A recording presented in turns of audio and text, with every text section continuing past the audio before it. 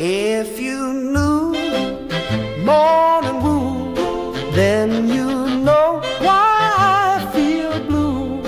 Without morning, my morning wood. Oh, well, I love you, yes, I love you, morning wood. Morning wood, morning wood. Oh, how my heart yearns for you.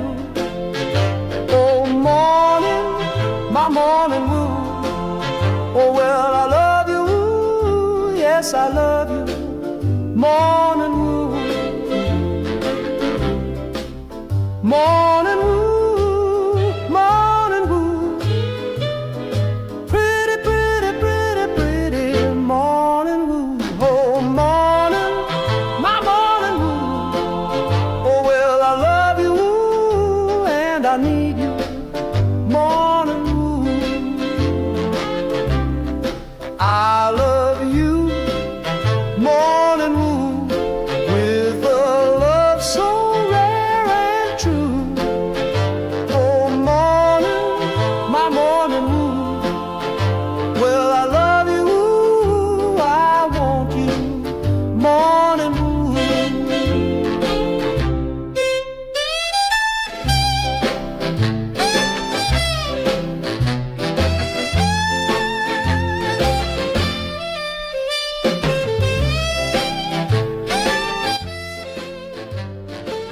Rise and shine. This is the Morning Woo. Wrong shot. I'm your host, Sam Woo, coming to you live from Mrs. Woo's kitchen in an undisclosed location in beautiful New Jersey.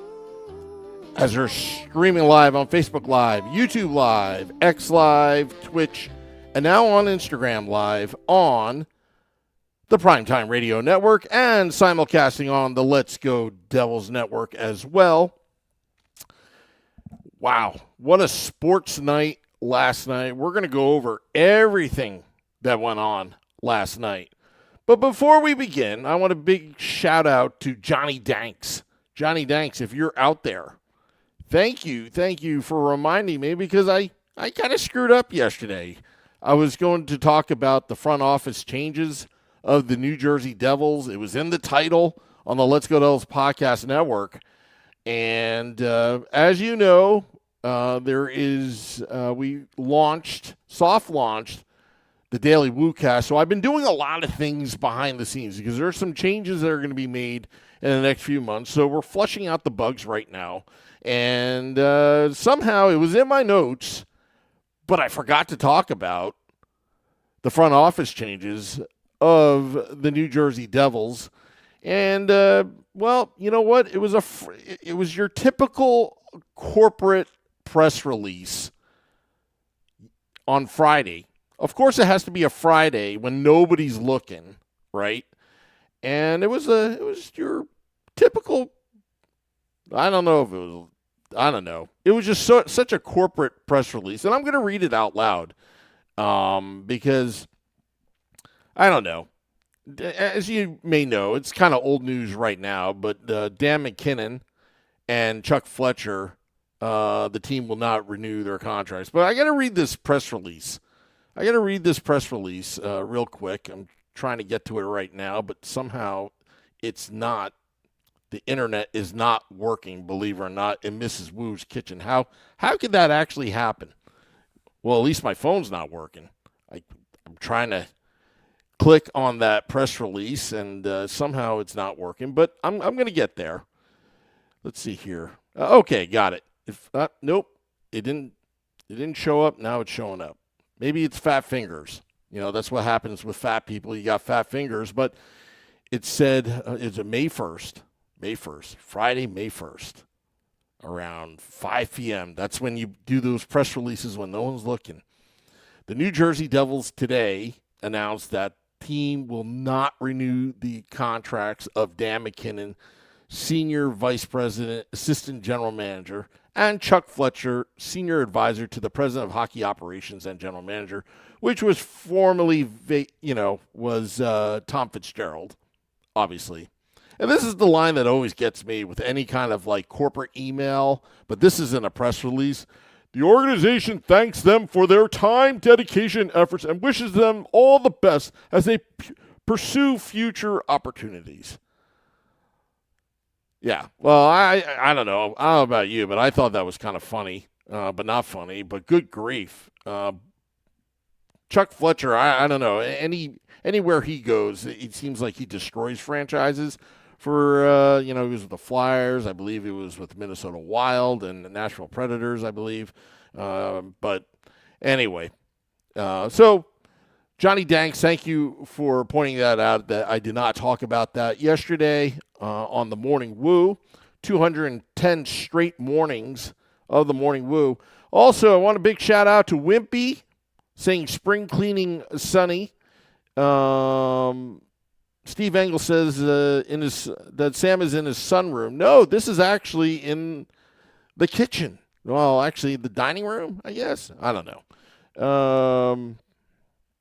Steve Engel says, I love when the words don't match the audio. Again, we're having internet issues in this location, so bear with me, Steve Engel. Let's see here. Dubs is like, fire them both. Meaning, what's the status of Kate Madigan and Martin Brodeur? Everybody loves Marty, but you have to believe he's the reason Rogalski and Markey being here. Good point, Dubs is like. Good point. But you know that Marty Brodeur is virtually untouchable. And that's, again, that's one of those things where now you hear the cuckoo clock, if you can hear it. Now it's ringing in the background right now. It's 2 minutes to 11 a.m. Eastern. But let's see here. Pete, hello, Pete. Joe Nutella, Madigan's awful. Fire her. There's not much. Here's the scouting report on Kate Madigan. I want to be fair here, okay? The Devils seem to be wanting to try new things, bring a woman in that high-powered position, grooming her, showing her the ropes. The problem I have with Kate Madigan is she has no prior history in the sport other than maybe playing field hockey. And I get it that maybe the sport was not available to her, but she's from the Massachusetts area. How can it not? But, again, with her finance background and all, I guess the Devils were trying different things. But here's the problem I have with it. There are other more qualified women that are out there that could be easily in that position doing that job. And then, there was a video out there, that followed around Kate Madigan, and all I got out of it was she had to turn off the lights at the end of the day when she left the office because Tom told her to, and she likes donuts. That's all I got out of it. And, when you talk about analytics and statistics, who's putting that data entry into their spreadsheets? And I don't know. Other than that, that's all I know about Kate Madigan. And, as far as I know, she's still there, and Marty Brodeur is still there. And I'm not calling for anybody's firing. I'm just wondering what the status is since these two gentlemen, Dan McKinnon and Chuck Fletcher, was released by the New Jersey Devils. Now, Roman says to paint the ice is a scam. Let me tell you about this. We will address this on the Let's Go Devils podcast, 9 p.m. Eastern Sunday edition tonight. But apparently, the paint the ice is a yearly tradition now with a lot of teams. But the New Jersey Devils were, I think, one of the first to start it, or maybe the first NHL team to start it, where they allow the season ticket holders come in, paint the ice before they melt it down for the summer. And there are messages still want Quinn Hughes. It went viral on the socials. Then the New Jersey Devils decide to scrape Quinn's name off the ice. Not sure reason why. They're still, we want Quinn Hughes painted out on the ice, sending a message to the franchise. Let me tell you something. Good on those fans, because that's the only way to voice your opinion, because it always seems like the New Jersey Devils organization itself really do not care or really listen to the fans unless they're going to monetize. So if you're putting that out on the ice, I salute you, and I will salute you on the ceremonial sip once we conclude this morning woo. And Johnny Danks, I see you're commenting. Hello, I just went over the whole front office changes, and thank you for letting me know yesterday. Again, we are doing a lot of things behind the scenes, so doing a lot of spring cleaning as well, like Sonny Maida is. We're doing a lot of spring cleaning here on the network. But anyway, getting to paint the ice, Roman saying paint the ice is a scam. Look, freedom of speech is freedom of speech. There's nothing wrong with it, in my opinion. The only thing I can think of that the New Jersey Devils, because it's near the New Jersey Devils logo, it's on their ice. Will the Minnesota Wild, who are wild people right now in the second round, which they played tonight, would they consider that unintended tampering because it's on their ice and the Devils didn't do anything? I don't know. That's, I find that the NHL is like run by a bunch of lawyers. So everything has to be like so proper and so, I don't know. But anyway. But Robert Isaacson says, makes sense that Sonny would clean out the front office. He needs to install his team there. And absolutely. Absolutely. Joe Nutella says, Kate Madigan is the Leah Hextall of executives. I actually like Leah Hextall. I actually like her. You know why? Because she actually returns my messages when I DM her or, whatever, or when I email her. I like Leah Hextall. Leave her alone. She has nothing to do with this. Nothing to do with this. But I respect your opinion. Selector Boy says Kate Madigan goes, Marty Brodeur stays. But, we all have, we all have our opinions. New Jersey Devils censor their fans. Goal song, says Joe Nutella. Dubzilla says, get Marty an advisor and try true hockey men. What else? The Devils can't even say the players are scratched. They say not dressed. Yeah, well, the other thing, too, they used to do this. This was a Jersey tradition that was followed by other teams. If you remember back in the day, they would announce the players that were scratched before the game or the starting lineups. So they would say, starting on defense for the Nashville Predators, Roman Josi, and then the crowd would yell, sucks, something like that. They stopped it. It's like a no-fun zone sometimes at the Prudential Center. And I agree with Joe Nutella. They embarrass the PC. I can't say that, it's PC crap that goes on. I mean, that's, again, taking the emotion and taking the words out of the fans' mouth. I mean, look what they did in Montreal when they did the game day presentation, the player introductions. The players went on the ice. They let the fans take over. They weren't playing 5 billion songs at once. No, it wasn't like a pinball machine. It was just one background music with no words that's very inspirational. Everybody's waving their towels. The graphics was around the arena, the Jumbotron and all the electronics were all in sync to one graphic, and it was everybody was unified as one, and it was spectacular what they did at Game 6 up in Montreal. And, sometimes, in my opinion, less is more, and I think it was great. Johnny Dang says, Sam, can you give us a sneak peek into what changes your channels will be doing for the next season? Yeah, so basically, we have the Primetime Radio Network, our sister podcast, Hockey on Tap, is on that network. But the Morning Woo is now it's basically going big. 4:45 a.m., Monday through Friday, giving you the recap that the night was. Both MLB, NHL, NBA, NFL, all the area teams that are pertaining to the Garden State. So you've got the New York side, Knicks, Nets, Jets, Mets, Islanders, Rangers, Devils, all those teams. I'm probably missing one there. Yankees.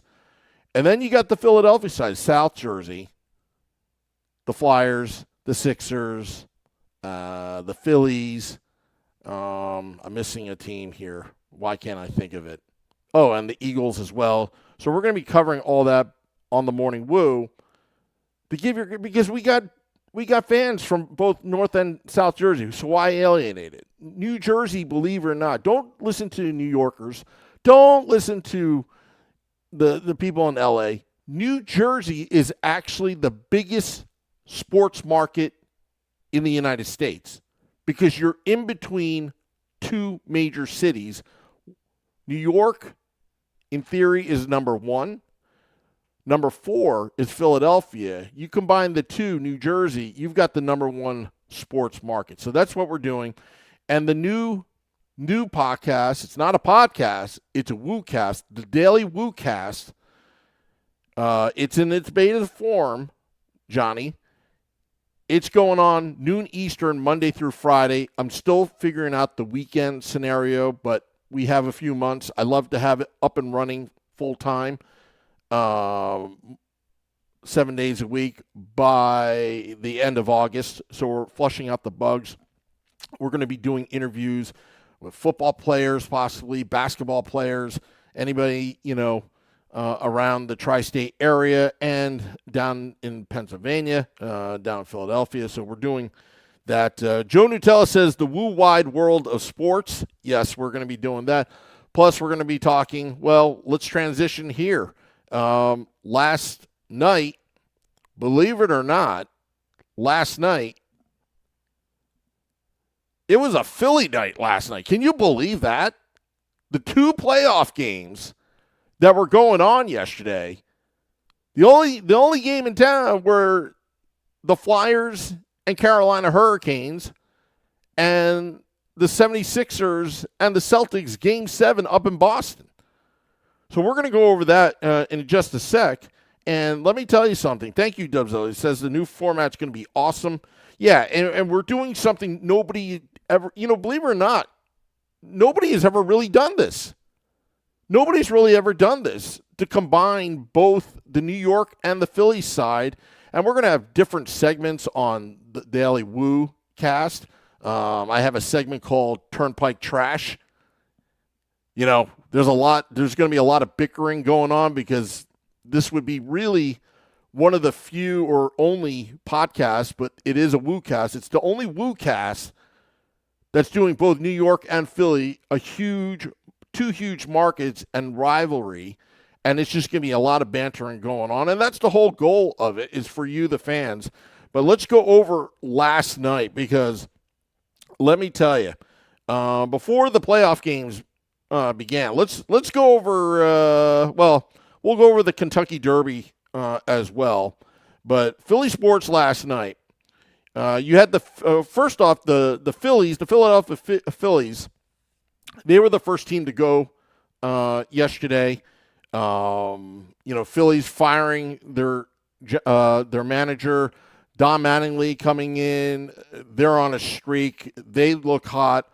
But yesterday, they got shut out by the Marlins in Miami. Offense went cold. The Phillies are now sitting at 13-20. When your bats are this quiet, even good pitching that night doesn't save you. So the Phillies lose, but now you've got 2 games. And if you're in the Philadelphia area, you're going to be double shifting. If you got the Celtics and Sixers, Game 7, another Harris Blitzer Sports Entertainment Group team, and you've got the Flyers and Carolina Hurricanes. But the Flyers last night got a playoff reality check, Game 1 against Carolina. They were shut out 3-0 in a shutout loss. Freddie Anderson with the shutout. He was spectacular, but the defense of the Carolina Hurricanes was absolutely stifling. I mean, I think it was midway through the second period. I think, if I'm not mistaken, I think the Flyers only got, 6 shots on goal? I mean, it was just airtight defense, a well-rested Carolina Hurricanes. Logan Stankoven scored twice. Makes you think what former Devils GM Tom Fitzgerald was thinking when he picked Chase Stillman instead of Logan Stankoven in the 2022 draft. Or was it the 2021 draft? Regardless, it doesn't matter. Hurricanes dominated. And, well, will the Philadelphia Flyers steal one in Carolina for Game 2? Rick Tocchet saying after the game that they weren't mentally prepared for that game. And let me tell you something. This is where the Carolina Hurricanes are controlling their destiny. The same thing happened in 2023 when the Carolina Hurricanes, they were able to squeak out the first place of the Metropolitan Division, and they were well rested after beating up, I forgot who they played in the first round, well rested, and the New Jersey Devils and the New York Rangers battled it out 7 games, really 9 games, because a couple of these games went into overtime. The Devils only had 1 day's rest and then had to go down to Carolina to play Game 1 for the second round. Same thing happened to the Philadelphia Flyers. They had the Keystone Cup series with the Pittsburgh Penguins, a rival, interstate rivalry, went 6 games and then had 1 day's rest and then had to play Carolina in Carolina. And I was expecting the Philadelphia Flyers to lose. Now, will the Flyers steal Game 2? It all depends if Carolina lets up on the gas pedal. But a Rod Brindamore coach team will not do that. Also, the other game, which has playoff consequences, it's Game 7, Celtics and Sixers. Sixers winning 109-100, coming back from an insane down 3-1 deficit in that series, and them coming back first time in franchise history. Joel Embiid dropped 34 points, 12 rebounds, 6 assists. Tyrese Maxey heating it up, 30 points, 11 assists, 7 rebounds. Defense locked it down in the fourth quarter as Boston was mounting a comeback with 3-pointers, but they just fell short. They were missing the 3-pointers when it counted in the last 2 minutes of the game. Again, first time Philly has beaten Boston in a playoff series since 1982. 76ers moving on to playing the New York Knickerbockers, which we'll get to in a sec, because the Knicks, obviously on Friday, beating the Atlanta Hawks, just an absolute beatdown. I mean, we're talking beatdown, and relentless, not letting up. They were up 61 points and still playing defense with their starters. That's the New York Knickerbockers. And Knicks Sixers in the second round, that's going to be a fun one, because I'll tell you, it starts Monday night at Madison Square Garden for Game 1. If you're going to go to that game, Game 1, Sixers and Knicks, and you remember a playoff series a couple years ago, you had Knicks fans invading the Xfinity Mobile Arena. Is it the Arena Center? I keep on forgetting.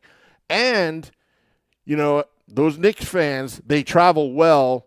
You got this rivalry, this Turnpike rivalry, and we're going to probably start up that Turnpike trash segment on the Daily WooCast, but Game 1 starts at Madison Square Garden. If you're going to the game, go to American Whiskey in New York, a couple blocks away from Madison Square Garden.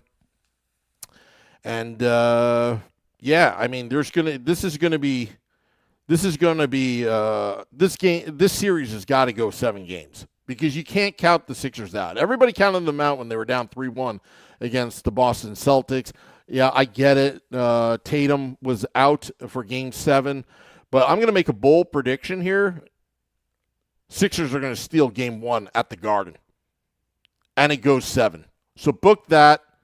Record that, save that. That's what I'm predicting right now. 76ers take Game 1 at Madison Square Garden. The New York Knicks will wake up for Game 2, but this series is going 7. But I don't know who's going to win because it's going to be tight. But the Philly fan energy, this is what they live for. The blood, sweat, the Garden boos, all that kind of stuff. It's going to be a great series for the second round of the NBA playoffs.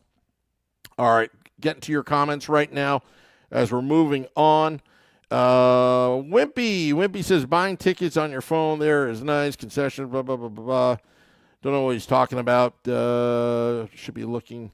ANJ Devil 2 says Central Jersey is definitely a thing. New Jersey, if you go off to college, you talk to a lot of people. They say that New Jersey has kind of an identity crisis. Are you from North Jersey, South Jersey, Taylor ham, pork roll, whatever it is? We all know it's Taylor ham. It's always been called Taylor ham. And if you don't believe that, you've got problems. Let's see here. Steve Engel, Monmouth County strong. Joe Nutella, Manasquan, Howell, all that kind of stuff. See? This is why we're doing this. This is about the Garden State. And there's a lot. New Jersey is the most underrated, underappreciated state in the Union, in the United States. And there are more famous people that have contributed to humanity. They all come from New Jersey. Brian Wimpy says, not a Knicks fan, kind of the underdog Sixers, to be honest. Again, we shall see. But let's talk a little bit about baseball because baseball. Should I start with the Yankees or should I start let's just start with the Yankees. This is just the eater. The Yankees win again. They crushed the Orioles 9-4. Solid all-around win, pitching, power, everything is clicking. Contrast to the Mets. One New York team is rolling, the other is replaying nightmares. Replaying nightmares? They're creating new nightmares. Stuff that we've never seen before. Get to that in a sec. But if you just look at the standings right now, the Yankees are always in first place, and the Mets, they're just falling and falling and falling. Because I stayed up for that game last night against the Los Angeles Angels. 10 innings. 10 innings.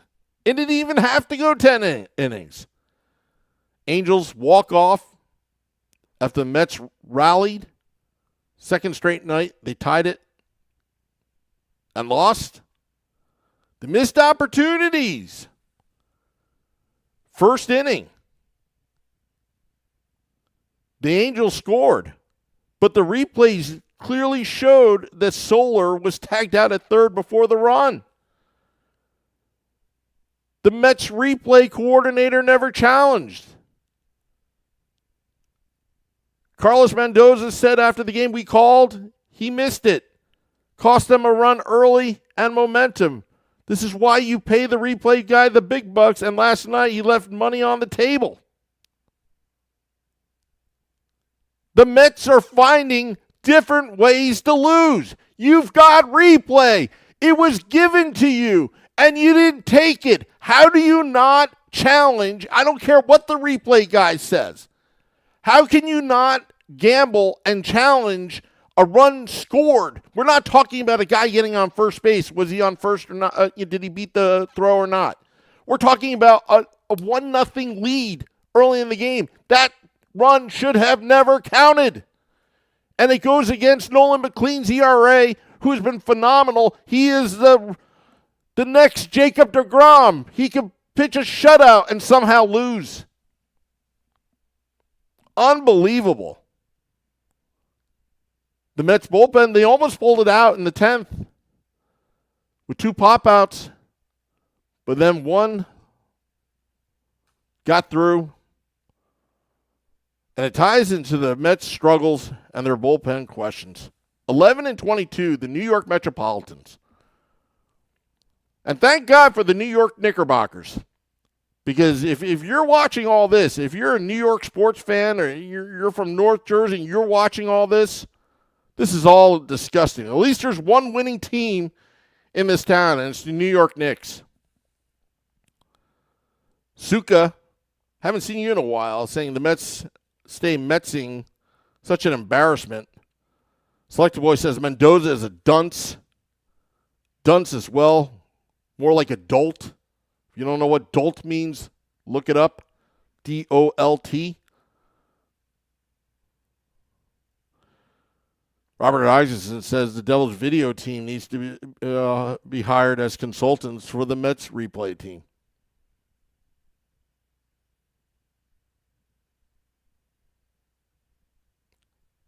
But I don't know. The New York Mets, how long is Carlos Mendoza going to keep his job? It's kind of like the New Jersey Devils. How long was Tom Fitzgerald going to keep his job? Patience is a virtue, but patience is what's going to get you in trouble too. Double-edged sword.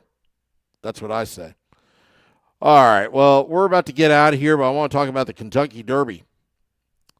Found out the other day, reading up on the Kentucky Derby. I'm not really a big horse racing fan. I don't like to see animals get hurt. But at the same time, I like watching horse racing. And kudos to, these new, these safety rules. One horse didn't want to go into the stall and then fell. And they made sure that the horse was looked at and taken out of the race. Good on the officials. But found out that the horse that wears number 17 in the Kentucky Derby in its history, and it's what is it? How long has it been going on? 150 years? I don't know. Number 17 on a horse has never won the race. And this year's horse was 6-speed. I'm thinking, all right, this is the year. This is the year. 40-1, 51 shot.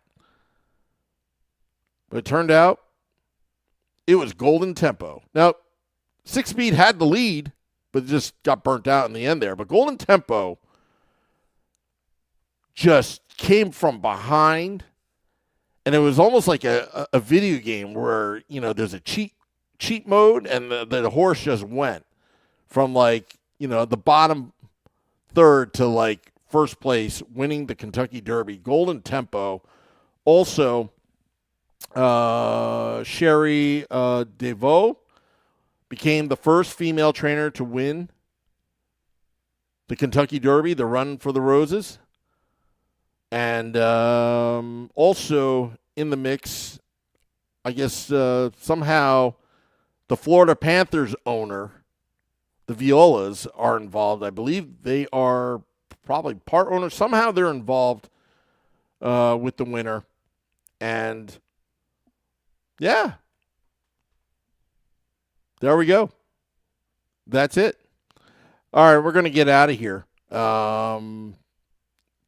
Tonight, we'll have the Let's Go Devils podcast, Sunday edition, 9 p.m. Eastern. We're going to address the scraping of Quinn Hughes' name off the ice on the Let's Go Devils podcast network. We'll address that. Also, we're going to have the Morning Woo tomorrow, 4:45 a.m., recapping all the games that was. I mean, we got some playoff games tonight, both NBA and NHL. Minnesota Wild and Colorado Avalanche are going to go at it today. That game at 9 p.m. Eastern on TNT. But also Game 7.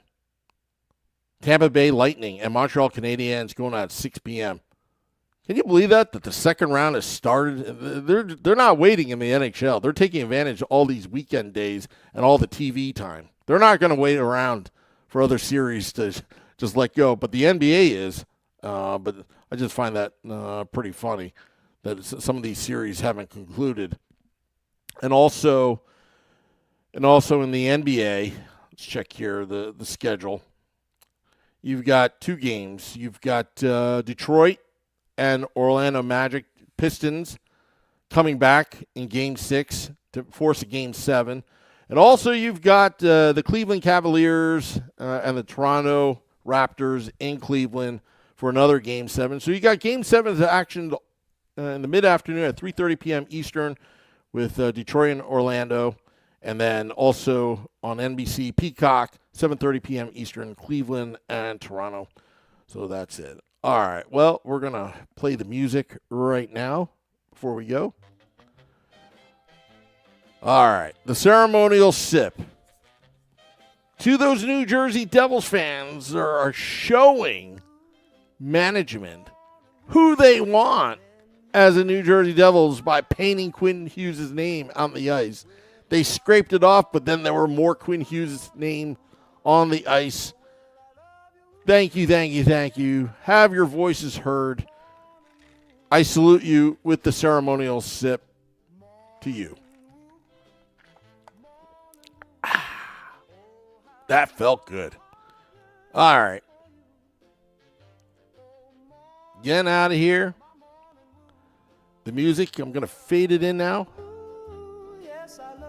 Got some new controls I'm working with as we're prepping up in the next few months in beta form here on the Primetime Radio Network and on the Let's Go Devils Network as well. So I'll see you on the Let's Go Devils Network for the Let's Go Devils podcast Sunday edition, 9 p.m. Eastern with Scotty and Beer Baron. Till next time, have a wonderful day. This is the Morning Woo. I love you.